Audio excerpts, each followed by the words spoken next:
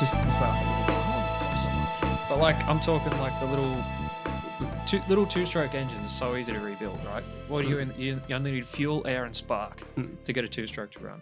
It's dead simple. Interesting. I completely stripped one down to like every single bare component and rebuilt it from scratch. Are you joking?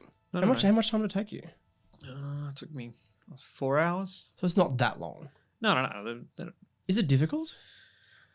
You need to sort of understand basic engine mechanics.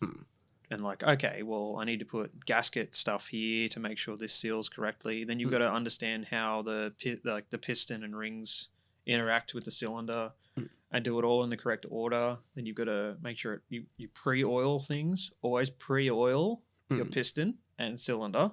Don't just fucking dry fire that fucker, because the second you go to crank it for the first time, it's just going to score the fuck out of that piston. The cylinder, because it'll just be dry until the oil from the two-stroke fuel gets into the cylinder.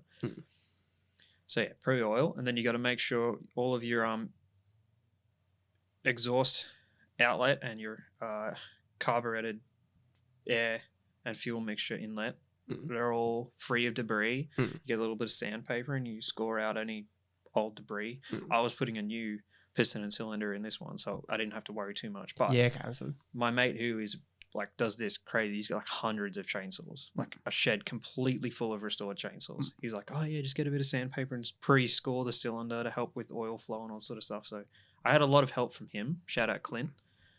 Great guy. He's not listening. He fucking would never listen to this podcast because he's just not the type of guy. But man, he has hundreds of saws, and I actually bought one off him that he restored for me. Really? Pretty reasonable price. And then he's like, oh, here, have this one. And that was my first project saw. Fuck and then he got me addicted. And then younger brother Matt gave me a random chainsaw the other day. I've restored it to the point where it runs, retuned it and everything. I'm just waiting on a bar and chain for it. I fucking ordered a bar and chain for this damn saw. And the prefix was HR instead of QR for the saw, for the which bar. means it didn't fit properly. So I'm like, oh, fuck me. So I've had to order another one. Can you send it back? Oh, I tried to get it on it, scratched it, and I was like, oh, I'm not going to send it back because I've already fucked it. Oh, they're only like $35 or something, so it's not a huge loss. Is your other brother alive? They are all alive. My brothers are all alive. I wanted to see how you'd react to that. My brothers are all alive. I actually realized there was a story I was going to tell in the last podcast related to the cock and ball torture that I didn't tell. Should I tell it now? Oh. I'll tell it now. So, catheter, pull it out. Nurse is going, look us into this room. And he goes, oh, you do YouTube or something? I said, oh, just a podcast. I do podcasts. And he's like, and it's some YouTube stuff on the side. He's like, oh, how long have you been doing it for? I'm like, oh, a while now, like 8, 9, 10 years. And he goes, oh, what's your podcast called? Oh, it's called... You've just got this aura. The Ennui Radio Hour. Gets out his phone. Oh, fuck. Goes to Spotify. He's like, how do you spell it? I said, ENN. Oh, would you get all bashful? And I said, oh, and he's like, oh, this is cool. And I said, yeah, fuck yeah, man, thank you. Yeah, and he exit the app. and I'm pretty sure he very well could be listening. Well, hello, Matt's cock doctor. How you going? He's gonna lose his job. But yeah, that was my story. Send some pics, Wiki. You know what I'm talking about. You've seen on the inside. I've only seen the outside. Moving on. I got a little. If you want to do a little bit of, if you don't have to, if you don't want to do a little taste test. I've got 2 flavors right here. I've seen this. Isn't this one of the fastest growing beverage companies in the world at the moment? It sounds like we're a bit sponsored to say that. No. Oh fuck. I see just random fucking shit all the time on the internet. I'm pretty sure this is one of the like fastest growing beverage companies. 100%. Is it an unnecessary product? It's mineral water, for fuck's sake. Correct. It's a product that has been around forever. Oh, correct. Which one do you want? Taste it? I don't know. I've had both. You can choose which one you want. Mango chainsaw. This ties in with what I was talking about, Matt. One of them is called mango chainsaw. That's a coincidence, by the way. I actually don't care. I'm also allergic to mangoes, but it wouldn't be real mango. No, it wouldn't be. Actually, let me check. Are you gonna spend time? Oh, I mean, it's fucking mineral water. It wouldn't have mango in it. No, it wouldn't have mango. It's mountain water, agave. Agave nectar. Agave nectar. Let me Google that.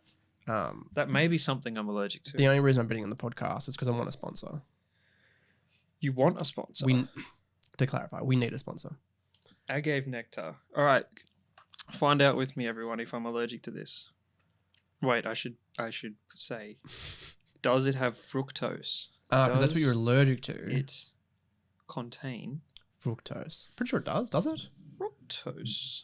Are these in fucking focus? Yes, agave syrup contains fructose. Are you fucking kidding me? Looks like you're gonna go with the severed lime. But does this have? This has agave nectar as well. Does it? Because it's just a natural flavor. It won't kill me. But I'm just like, see what I fucking mean? All this shit has everything fucking processed has fructose in it, even though it's a natural sugar. Chris, you're ruining the segment. Are you gonna have a fucking sip or not? No, actually, do you want to taste one? Yeah. I haven't. I've never tried. You can have a taste of both if you want. What are they? Lime. It's mango? lime and it's mango. I'll try the mango. Okay, try the mango. I am quite interested in mango. I do actually really love mango, even though it does kill me. I did start eating mango though to sort of. Do you remember that Vin Diesel movie? Where's this going? Oh, this is real fucking tangent. Pitch Black. Yeah. I know what you're talking about. Maybe it's not Pitch Black. Who is it? No, What's Vin Diesel? It's from that series of film. The one where is it Chronicles of Riddick? Yeah. It's one of the Chronicles of Riddick movies where he's like trapped between this like serpent snake thing and he has to get past it, but he knows he's going to get bitten by it. So he gets one of the babies and he like over a period of like weeks slowly desensitizes himself to the venom. Interesting. Which makes sense. Yeah. And then he like has to fight this snake to like get past it and it like bites him, but he's like, I'm fucking immune to your venom, bitch. That's like me with mango, right? So I've been like slowly desensitizing myself like Riddick to this fucking mango. Fair. And it gives me like little tummy cramps. And it's like, oh, fucking hurts. Do you feel like you're building a resilience to it though? Yes. Yes. I'm to the point now where this sort of thing that does have fructose in it, because it's only a small amount, I'm fine. Interesting. So it won't affect you? No, it should. I'm actually going to have a bit of lime on. Unless it's like fucking pure fucking agave syrup. Which I doubt. Do you know the story of Liquid Death? I don't. So Liquid Death, he was a creative director for Netflix. And like the big thing that started it was like he saw people, because what they would do at music festivals. It's all about appearances, isn't it? Well, people at music festivals would have Monster Energy. Yeah. But they're not going to be up on stage. Yeah. They were emptying out the cans and putting water in it. That's what initially started. It's all about appearances. Like, oh, look at me, I'm Correct. fucking tough. I've got my fucking Monster Energy. And I thought it was just like he got money together and then made the first batch and started. He did a fake tongue-in-cheek ad for this product and it went viral and people went, oh, I would actually buy that. And then he sort of like crowdfunded it in essence. And now it's one of the $1 billion brand in under 5 years. Do you feel like a badass drinking it?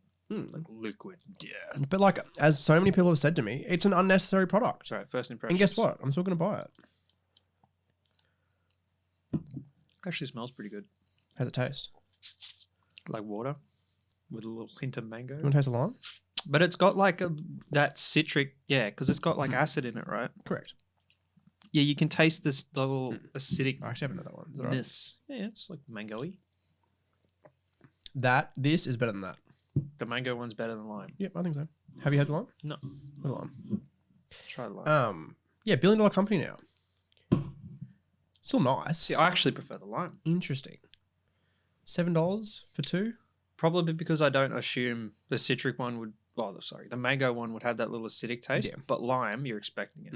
So I prefer the lime. See, so they started with sparkling water and then mountain water, and then they went into flavoured sparkling water, and now they're into iced teas. Oh God, okay. $5 billion company though, and they do like a lot of like what they're renowned for is their marketing and a lot of the campaigns they've done with influencers and like celebrities and stuff. Like they did, and different brands as well. Like they did a Liquid Death inspired like makeup palette with some makeup brand. And it was cool and it was relevant, but like all that is now is, oh, now I know the name Liquid Death. Let's what is Liquid Death? Oh, that's pretty cool. I might give it a try. Because how do you break through these days? Yeah. It's an appearance thing. It's this whole, a lot of these marketing companies now, I'll use, fuck, what's the one they make the metal tumblers? Hydro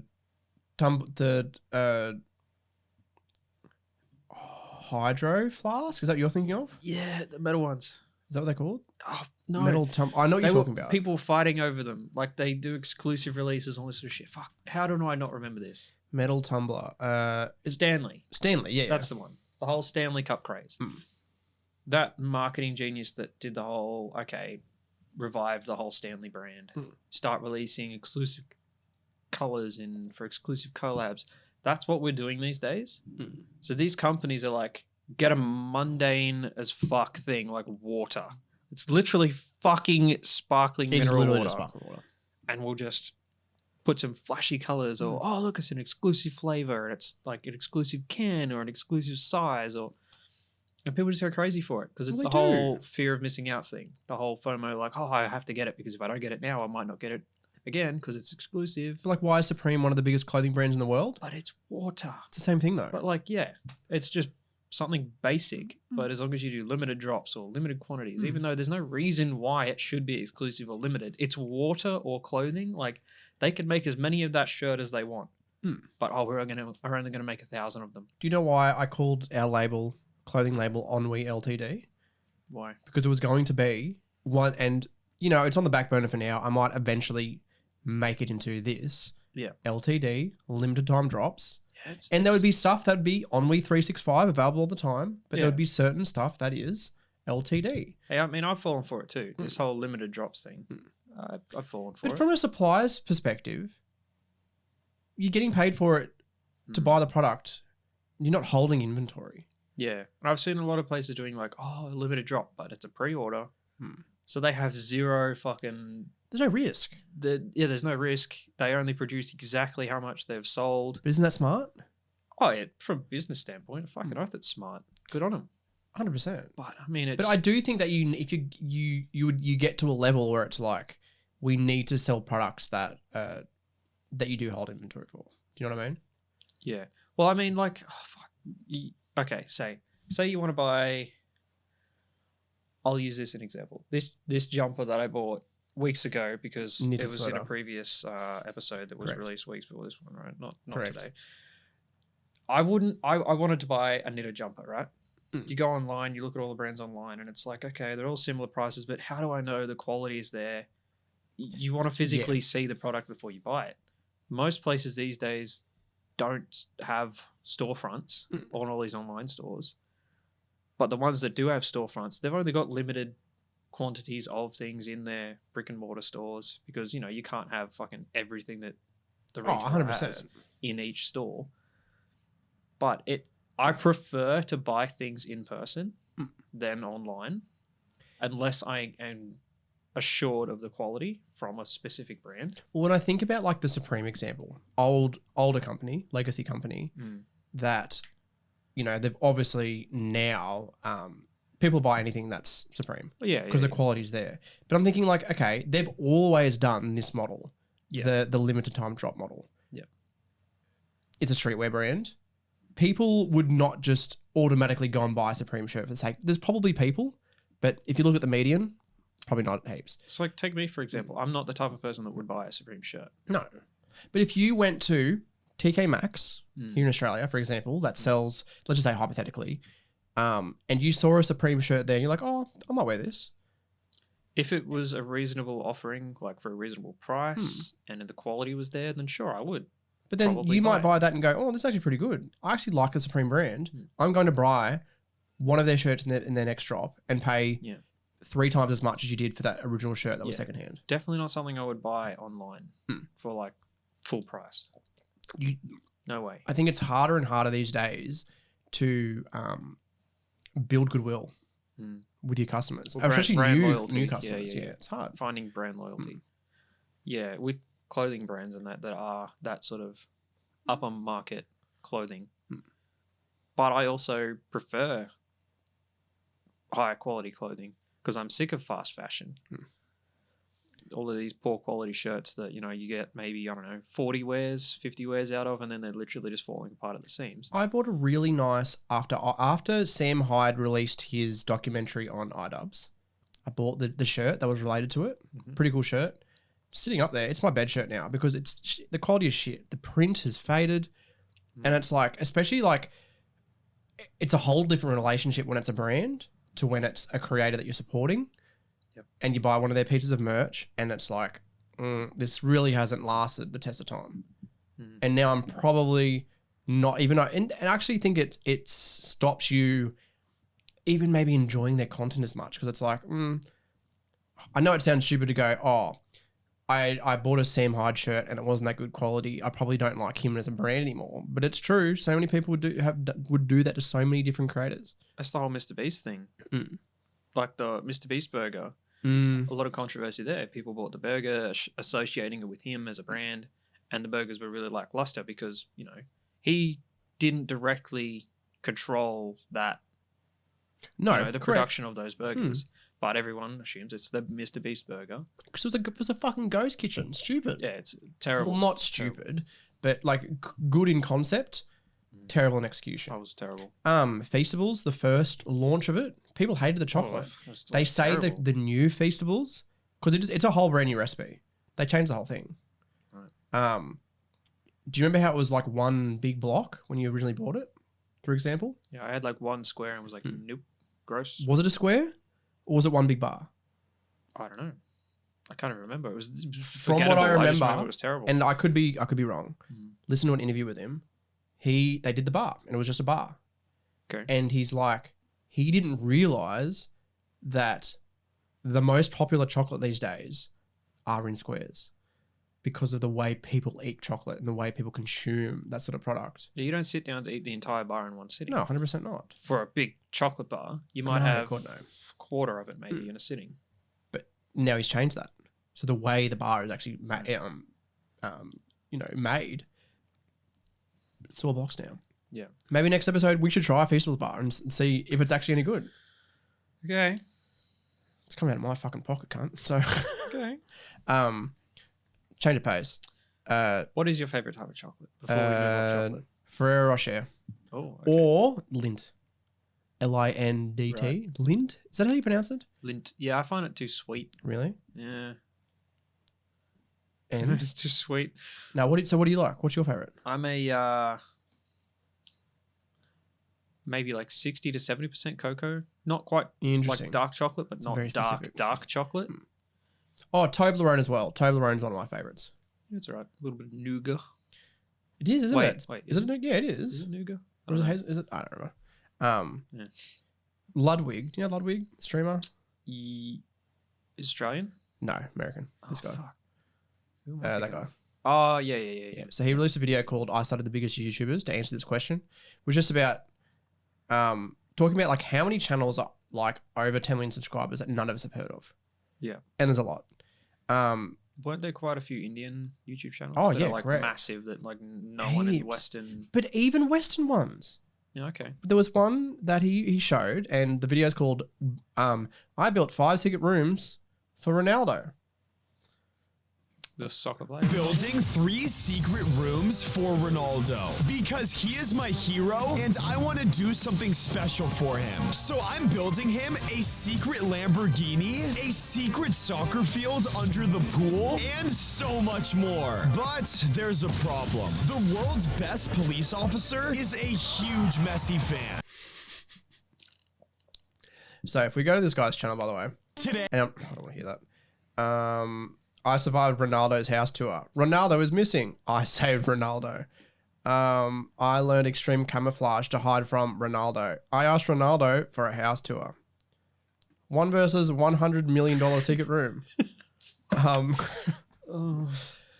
survived Squid Game to save Ronaldo. So look, this is actually pretty interesting. It's the type of sensory bullshit that kids put on. Because look at the thumbnails, all bright colors and bullshit. It's crazy. It's just there for children. What I will say is I like how he went, I built Squid Game in real life. I bought 100 illegal Squid Game products.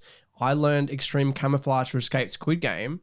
I survived Squid Game 2 in real life. I learned extreme camouflage to survive Squid Game and then transitioned into Ronaldo with I survived Squid Game to save Ronaldo. And then he starts a new arc on his channel. It's what is it where they just put what is it? The hashtag bullshit. Like you just put all of these clickable words. It's just algorithm bait or whatever. Oh, it is. 100%. Yeah. The one thing that's all I'm it is. really happy to see is that there's no red circle and an arrow pointing towards something. Oh, actually, fuck, never mind. There's an arrow right there. Literally as you fucking said it. Brainrot. Oh, it's trash. It's fucking trash. Like, you think you're bad putting your kid in front of, like, just the TV. Cocomelon. But I'd rather my kid watch Cocomelon than watch that. Really?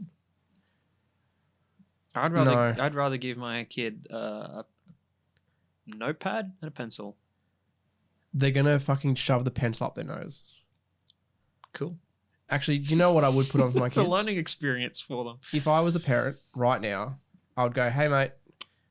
I do not want to allow my children to have more than, I don't know, half an hour of screen time a day until they're at least 12. But if they're going to have... Unless it's for like learning purposes. But if they're going to have any, it's going to be like... Oh my God.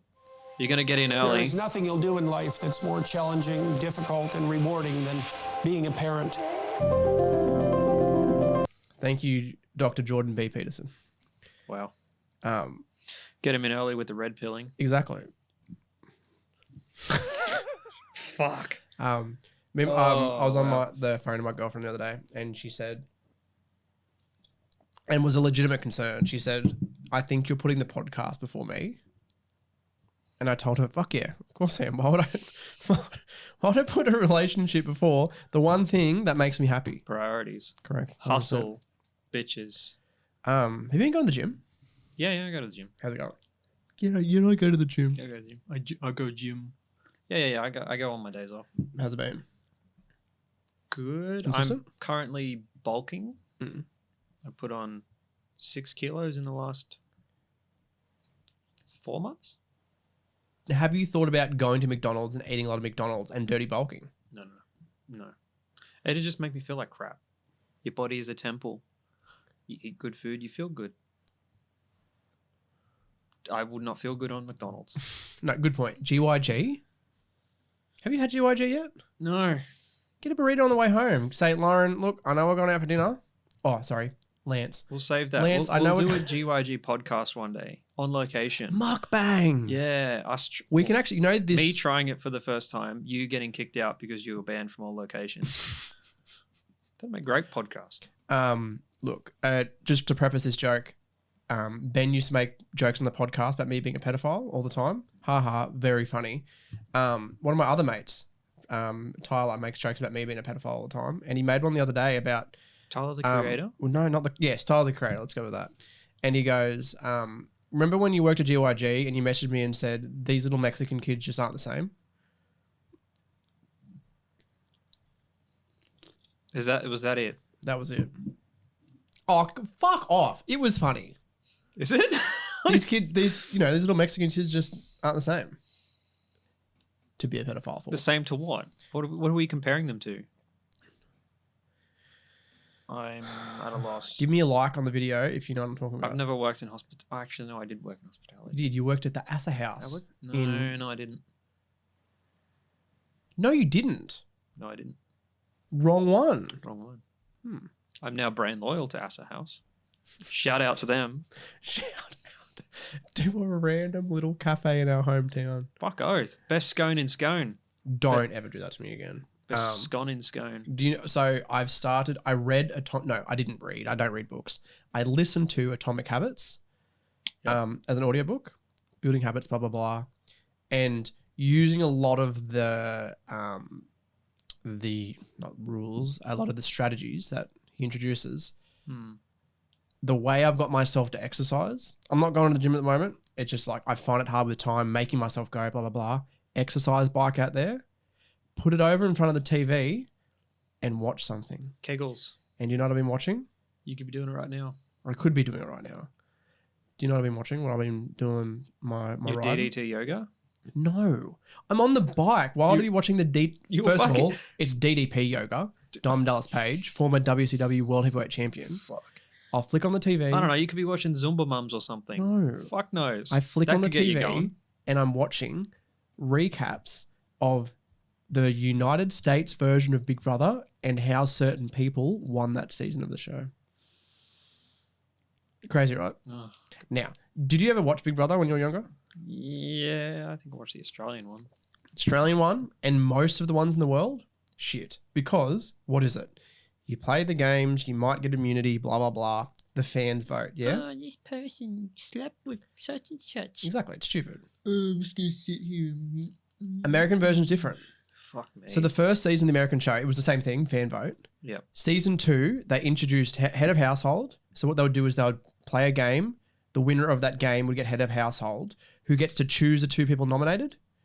And then the nominations were open, like could be openly discussed by the people, and the people in the house voted off who they wanted. So it was a strategic thing. Yeah. And then do you know how they decided the winner when they had the final 2? All of the other people would come back. They are the jury, and they also watch the show in real time. So when they leave the show's still on, yeah? So it's live. And they would watch how these people strategized. So it was a game of strategy, not a game of popularity. Sounds like Survivor. So there's this guy on one of the seasons, through the competitions to not look like a threat, acted like an evil puppet master. So like strong people would keep him around because it's like, oh, like he's a puppet master, he's getting what he wants. But I could probably beat him in the end. Forged alliances with the people. And then at the end, people were like, he played a good game. Charming, used a bit of manipulation, theatrical villainy. Out of all the votes, he won 6-1. Whole different game. Is that how Survivor is as well? Oh, I think so.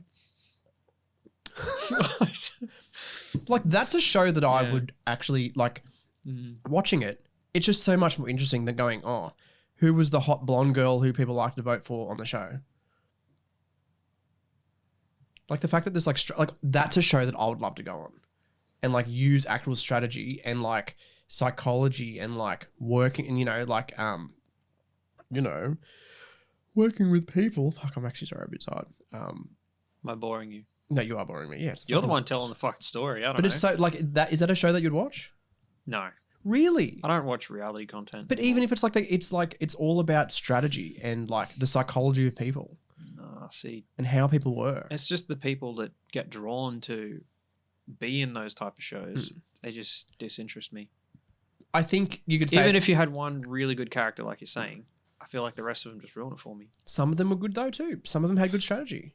I think the latest honestly, the American version and some of the ones that I've watched of the recaps of the later seasons, still pretty good. There seems to be some off seasons. I'm not watching the celebrity one. It's just cringe. I did see a few, like in some of the seasons, that have people come and coach some of the other players on strategy. I'd rather watch interesting. something like MILF Manor or something. What the fuck are you talking about? You've never seen that? No. No. Oh, MILF Manor. There you go. There's a watch. What is MILF Manor? Exactly what it fucking sounds So it's like. it's a manor. It's with a bunch of MILFs. And their sons. And their sons are trying to get with the other guys' mothers. So it's like, you're there, but so is your mum. So you'd rather watch that than watch a strategic reality show? Hey, it's strategic. A lot of them had foot fetishes for some reason. Really? Yeah. Of course I do. Yeah, weird. Do you remember on Australian Big Brother how there was 2 guys who they had different names in the show, but they're both called John, and they turkey slapped that girl? Nope. And John Howard, former Prime Minister, went. John Howard was in there. No, John Howard was not on Big Brother. He was but one John Howard goes, this stuff should not be on Australian television. It shouldn't be. It's crap. It is crap. I agree. It was one of the first forms of brain rot. Was on Channel 10 from like 2001 until 2012. Cancelled. Went to Channel 7. Cancelled. Went to Channel 9. Pretty sure it's cancelled again. Cancelled. Because Australian reality television is terrible. I don't feel like it translates well overseas. People don't really care about us Australians. No. We're boring unless we're getting, I don't know, we're fighting crocodiles or kangaroos. Are there any reality shows that are like that? Like there is. I'm just trying to think. Where you fight animals. No, but they're not reality shows, are they? They're more just document. What am I even fucking talking about? What was I going to say? Was Bear Grylls a reality show? Or is that that's a documentary? I'd call it reality. Is it? A lot of it was staged. Was it actually? Yeah. Did he drink his own piss? He did.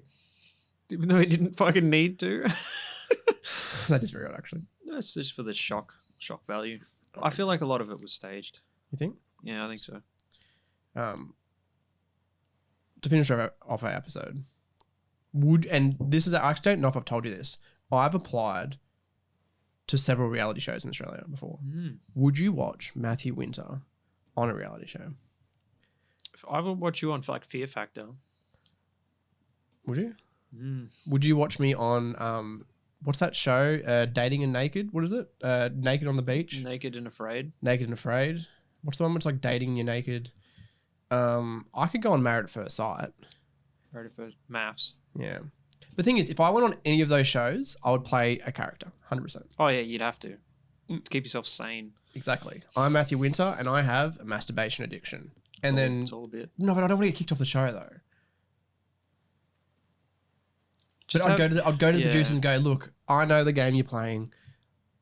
Roll with me here. Edit me to be like, Exactly. you know, whatever. And I'll just put in heaps of one-liners and then they can edit it Exactly. however they want. Because people go on that shows. How many people have gone on those sort of shows, if, for example, The Bachelor, and then 10 years later, 10 years later, they're like on Australia's top radio channel. It's all just clout. 100%. Anything else you want to say before we go?